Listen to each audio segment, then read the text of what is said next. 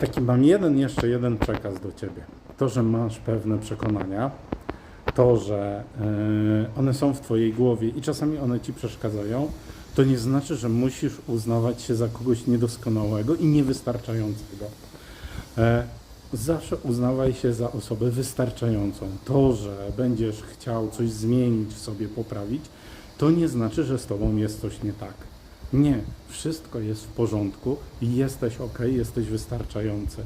A rozwój to nie jest poprawianie, tylko to jest zdobywanie nowych kompetencji, zmienianie czegoś, co dzisiaj już nam jest niepotrzebne albo nam przeszkadza. Tak, w innym wypadku będziesz ciągle w niedosycie i będziesz siebie uznawał za kogoś niedoskonałego, a to może wprowadzić Ciebie w depresję.